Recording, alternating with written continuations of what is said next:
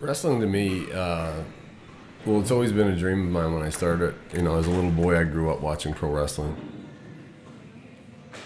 It's one of the hardest sports to break into and make millions and be famous because, unlike hockey and baseball, where there's hundreds of positions for thousands of positions for people to do that, in wrestling, there's probably only right now 80 that, you know, make it rich and make it famous. Black guys, throw them out? Or? Oh, yeah, we. I've worked for a lot of wrestling companies in the Maritimes, and most of the wrestling companies, all they want to do is see what they could take from the communities, and whether they have a negative effect, like they're mean to the kids when they're in the arena, as long as they get their ticket money. Sometimes they don't pay the arenas. You know, sometimes they work at sponsorship deals and then they don't come up with their fulfillment. So it leaves a negative rapport on the wrestling business. That is the reason why I started Red Rock Wrestling in 2009. I was so sick and tired of people using the hundreds of years of old wrestling, like, oh, we're a carny business, that's what we do, you know, it's all about take. For me, I want to start something that was a family-orientated wrestling company that was based solely on Prince Edward Island, where when I live here, I'm accountable. I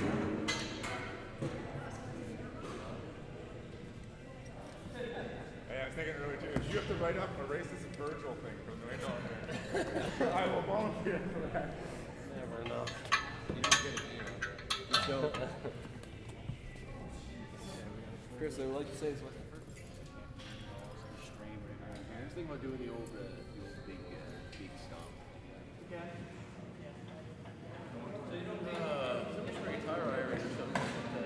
Who's traveling with me that wants to eat? You want to? Huh? Oh yeah, it is time to eat.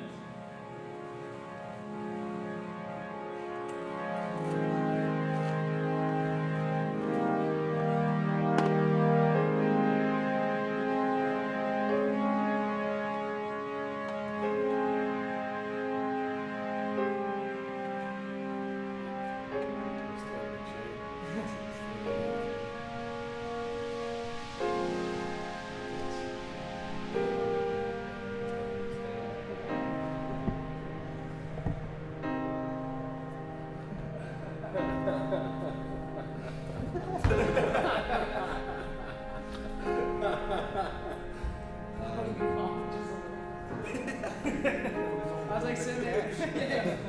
You know, people are so universal at such a level beyond cultures and races and everything. When you learn to be able to interact and control it, that's something that takes time to learn. And nowadays, the young wrestlers don't get the opportunity to do that. The territories aren't as live as they were years ago, which is because of the monopolization of WWE by Vince McMahon. And good for him. That was his goal. He did it. He's a businessman. That's great. But it doesn't allow the younger generations to learn like they should. They don't get to learn the craft. They don't get to learn the art form. Hit the ropes, come back, drop toe hold, boom, stumble around, boom. Exactly.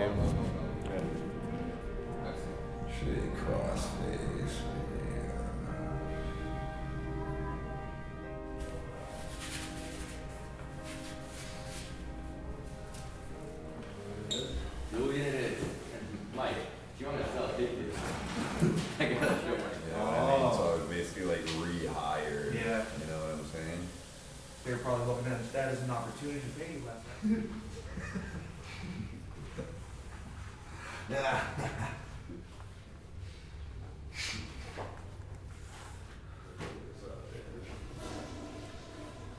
And just, Yeah, nobody knows yet. Everybody come over to the men's side of the locker room. We're just going to do the rundown. And then it's very fun. You can flop it in. Titus and Julian, you guys are 10 to 12. First three matches are 10 to 12.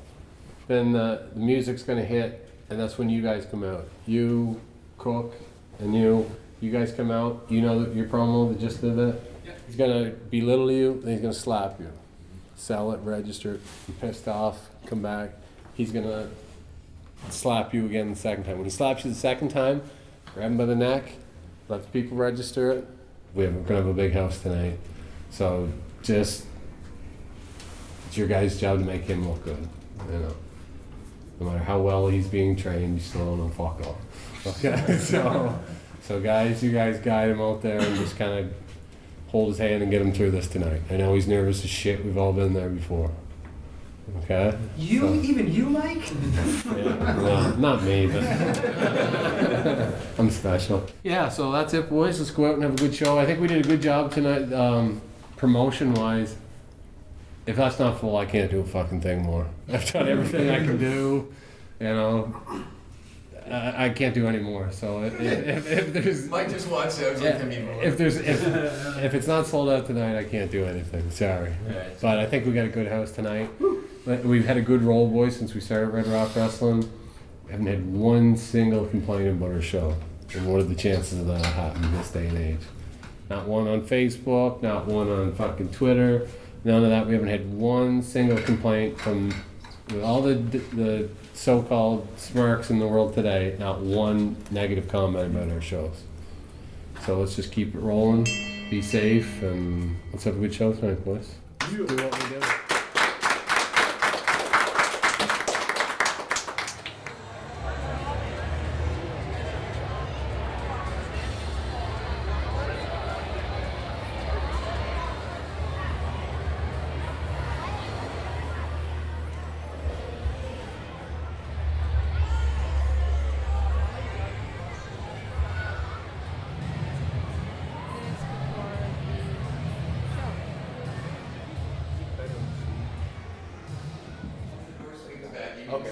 Anybody can learn to do wrestling moves. Anybody can go and copy wrestling moves, but it's the psychology and the storytelling in the ring. Now people rely so much on TV angles and behind the scenes, but to be able to get back to the grassroots of wrestling, where you don't need a vignette, you don't need TV angles, you don't need stuff filmed in the parking lot, where you can go in the ring and you can tell the story of good versus evil and totally captivate that wrestling audience to be so into a match where even now where they know that the outcome is predetermined, that if they can get lost for that 15 or 20 minutes that you're in the ring and scream and cheer and roar and, you know, to emotionally change the way that they're feeling from the time that you walk through that curtain, that is an art form that is being lost.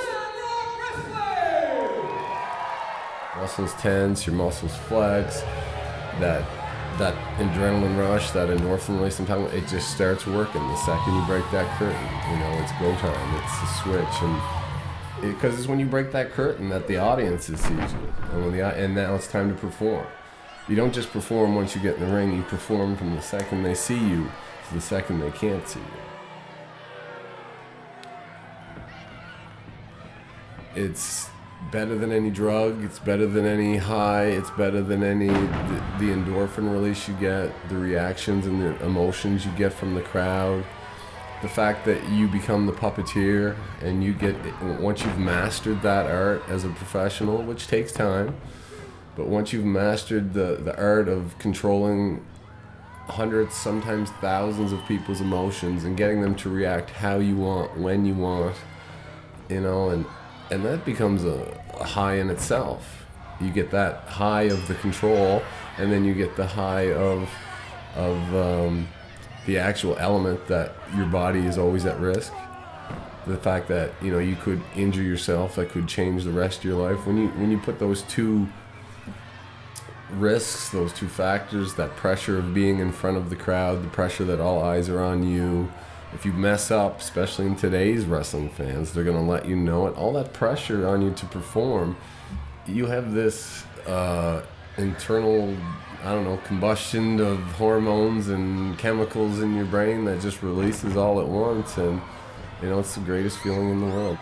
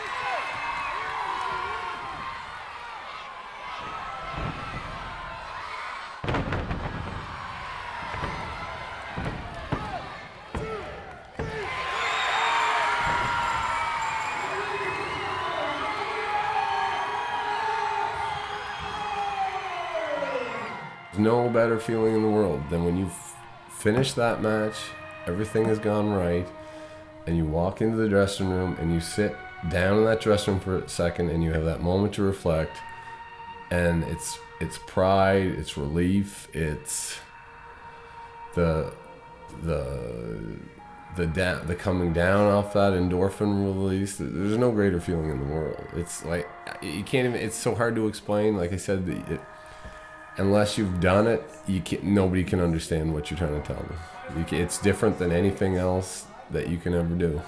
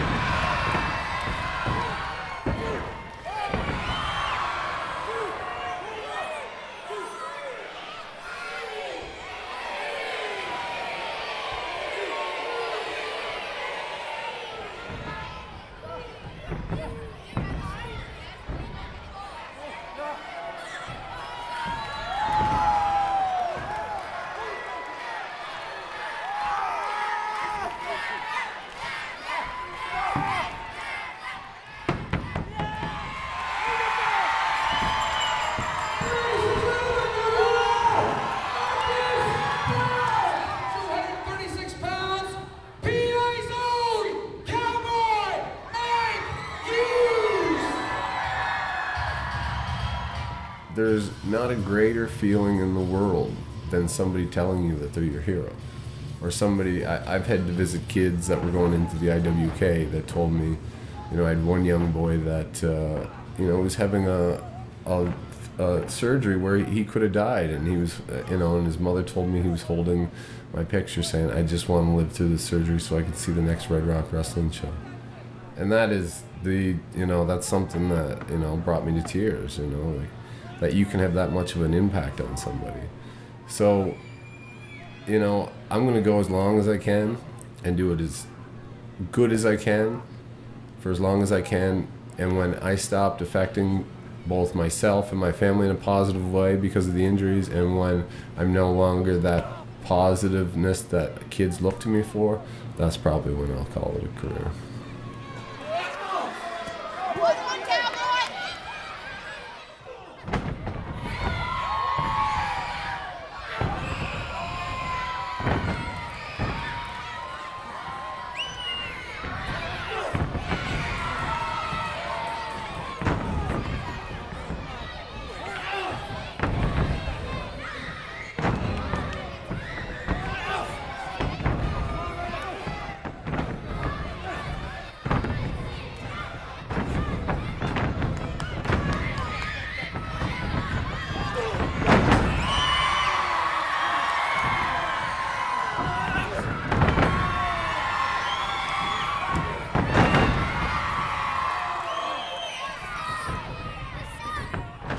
I love wrestling. I love it more than, other than family. It's what I do. It's who I am. Wrestling to me, it's my life, and I don't really know how to, that's a tough question for me to explain, and this is what it is, or this is what wrestling means to me. Wrestling means everything to me, because wrestling has made me the person I am today.